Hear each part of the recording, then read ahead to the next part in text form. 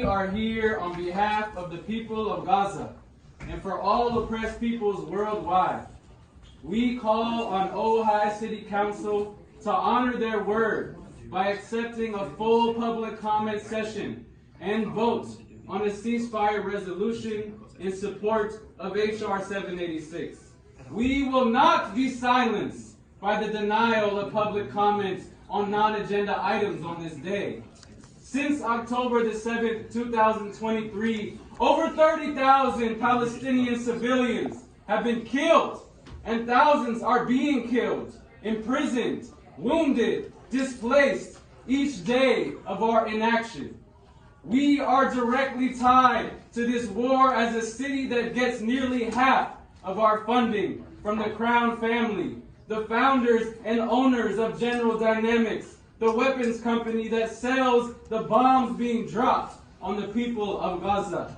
The United States, as the main funders of the Israeli Defense Forces, has a direct responsibility to no longer be an accomplice to this genocide, which is a crime against humanity, punishable by international human rights courts.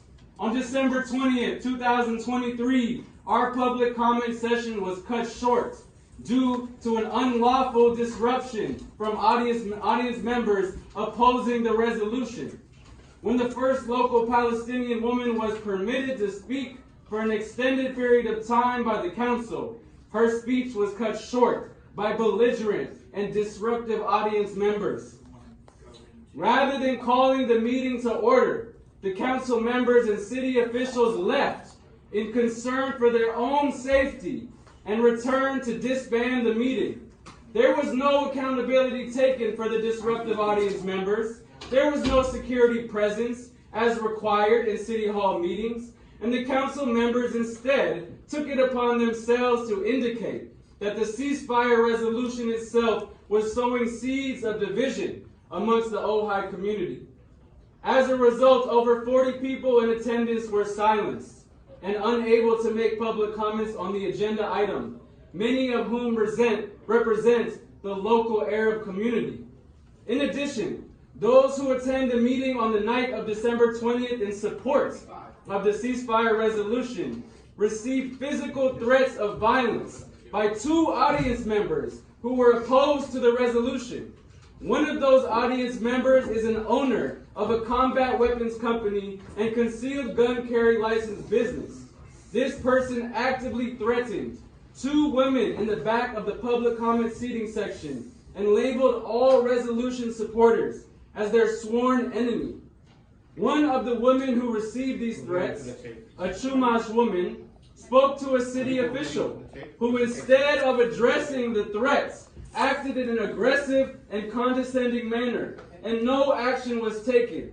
When 2 police officers arrived outside of City Hall, they were notified and no action was taken. During one of the pro-ceasefire resolution speeches, the city council was notified that these threats had occurred and that audience members were feeling unsafe. The statement was immediately dismissed and no action was taken. The audience was told, however, that the safety of the elderly white Jewish community is of the utmost importance. We, as Ojai residents and local constituents in support of the ceasefire resolution, are dedicated to the safety of all people. Within our support groups, there are people of diverse backgrounds: Jews, Arabs, Africans, Asians, Europeans, and indigenous peoples. Descendants of people who have suffered from colonization and oppression for generations, even to this day. We are dedicated to the safety of elderly Jewish population in Ojai and all peoples here in our town, our state, our nation, and across the world. Why is it that when a woman of color or a community of diverse racial backgrounds receives violent threats, that concern for our safety falls on deaf ears? Why is it that our call to support a ceasefire that would enable medical aid, food, and water to be distributed to over 2 million Palestinian people is seen as unsafe to the white community here? The answer is that the issues of racism and Islamophobia are alive and well here in our community in Ojai. The question is, what will we do about it? We call on you to immediately reschedule a special meeting, to take public comment and vote upon the ceasefire resolution in support of H.R. 786. We hold you, as our elected officials, accountable for your responsibility of upholding public safety based on real and substantiated evidence, not based on false claims of anti-Semitism. Thank you. Thank you all for attending tonight. Thank you for hearing our public comment.